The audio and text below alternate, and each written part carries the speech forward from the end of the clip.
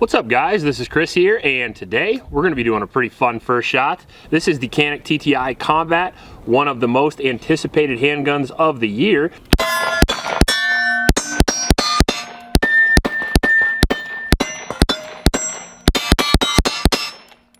So the Canik TTI Combat, it has a little bit extra on your average Canik in order to justify the increased price, but it does give you a series of features that Canik users have been wanting for a very long time. Caniks are a great gun, they come out for a great price most of the time, and they have some features that set them apart from the pack already, and then I feel like Taran just kind of built on.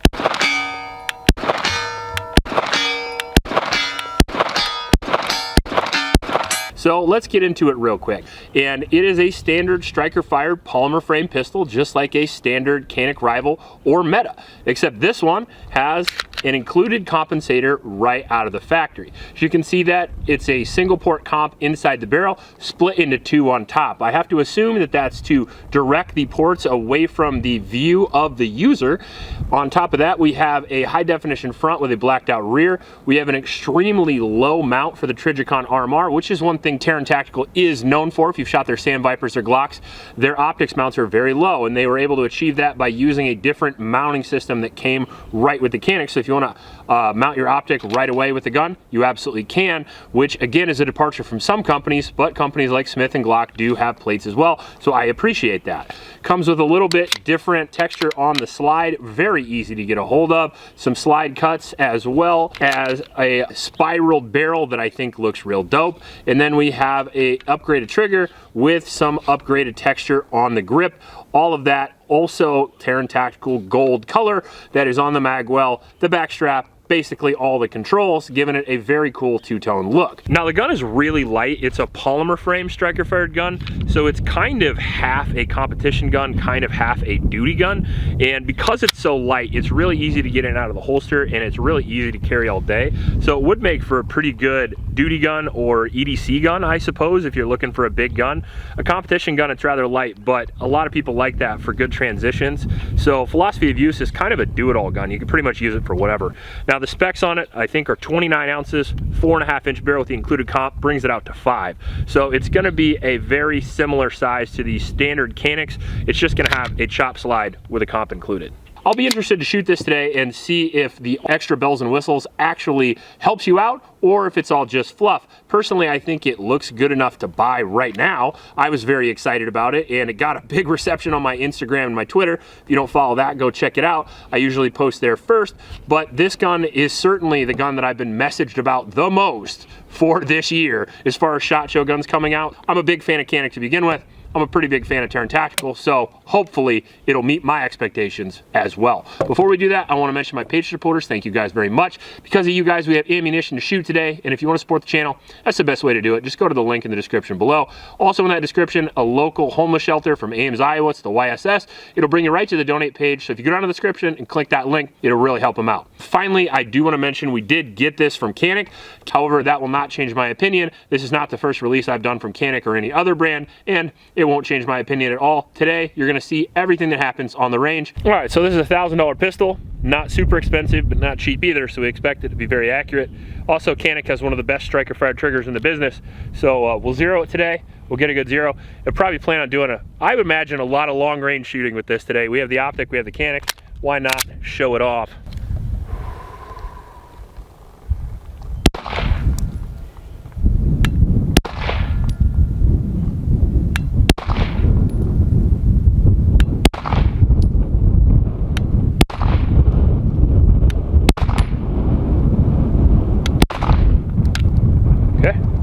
Pretty close. We'll back it up. All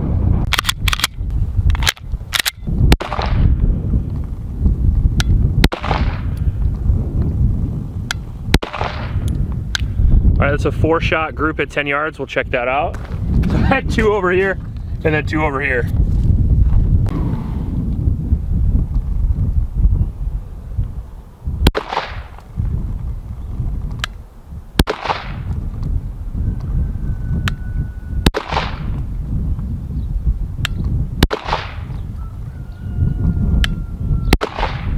All right, so first thing I want to mention is this sucks. I do not like this.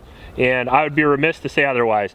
It is a lot of texture on the magazine release, which looks cool, but if you have big hands, it's eating my hand apart already. And it's hard for me to grip the gun, which slows my recoil control, and I don't personally like that.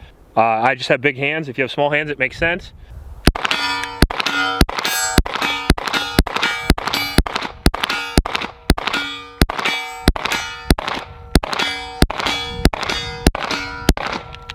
Aside from my personal bias, it runs like a dream, but that super sucks, man. I'll kiss it later. All right. Super accurate gun at 50. We'll try it out here at 75.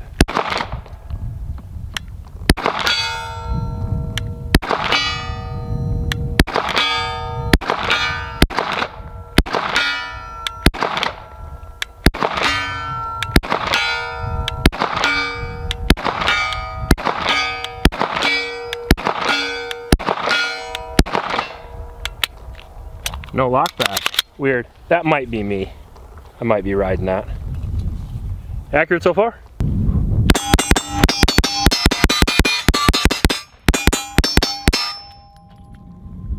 It's quick though. That doesn't suck. That was super quick.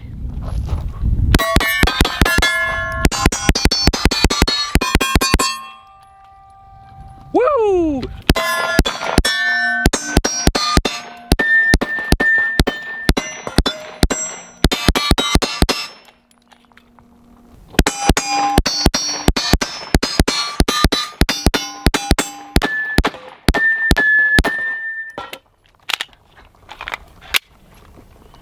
Did it not lock back? No. You get a pretty good box of Canik to begin with, but you get the TTI stuff.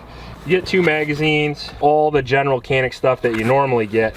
You get a whole gang of stuff. And then below that, you get a holster set, you get the Taran Tactical coin, and if you're a collector of Taran stuff and you want to get into it relatively cheap, this is a good way to go. This is the optic that it came with here, the mechanic, and it has a SRO size window on it. I noticed a lot of people that got this gun for review, they ran this, but I'm bougie, so I ran the RMR just because I really like the RMR, and I'm kind of a Trijicon guy. Now, it seems like a cool optic, and it does add value. This gun is gonna come out at a couple, like $400 more than the standard Canik, but you get the slide cuts, you get the added texture, you get the better trigger, and you get the low optics mount too, along with the optics. So the optics mount's gonna be different on this gun than it is on the standard. As you can see there, the optics mount is much higher, and this is one of those plates where you stick screws down first, then you stick screws down through the optic, whereas the new, I don't know if this is the Taran Tactical version or if they're going to be sticking with this, it's more of just a plastic spacer piece that you put in there, and you just use the 2 screws from the top of the optic down into the slide. Now, is that more durable? Is that less durable? I'm unsure, but it is lower, and it does co-witness with your sights, which I personally like.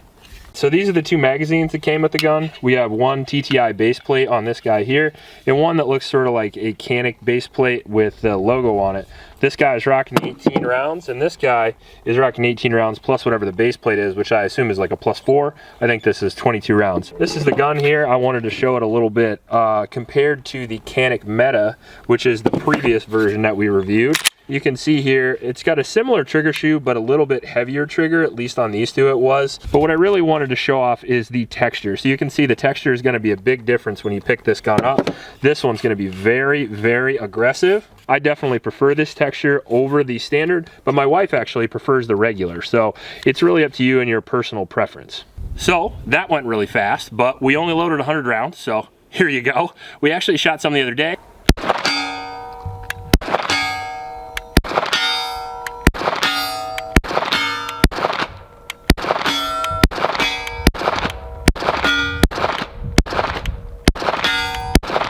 And so far, so good for the Canik. Now, I do have a couple of gripes, but those are only personal preference. The gun was reliable with 2 different ammunition types. We shot 115 and 124. Both worked really well. Super accurate gun. Obviously it would be because you have like a fucking 4-pound trigger, which is really good. I haven't ghosted the trigger, but watch this. Oh my. And then watch the reset. That's really impressive. For a striker fired gun, it doesn't get much better than that. It's hard for me to pick this over the PDP, but it might be better. And the reason why is I think the poundage is the same, but Canik uses a better trigger shoe, in my personal opinion. It breaks straight at 90 degrees, and the poundage is great. And on top of that, it has the serrations on the trigger, so it feels like my trigger finger doesn't ever slip or anything like that, especially when I'm slamming on it, shooting really fast, and I like that a lot.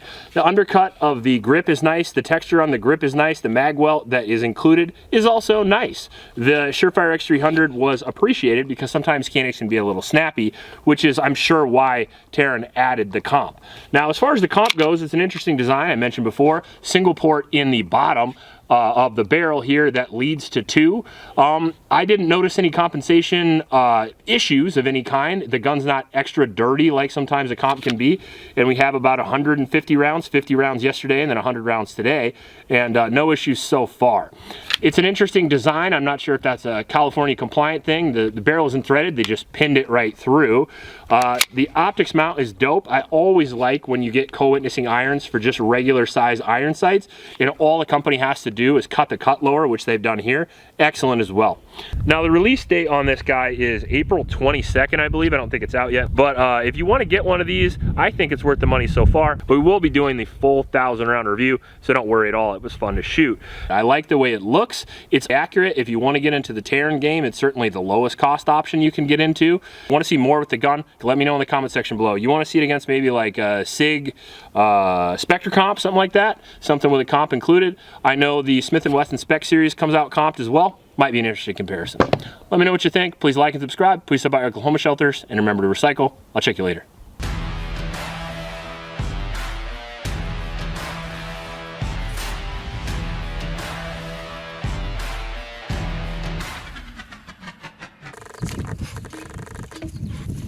Ruckus, what are you doing? Ruckus, did you just drop that gun?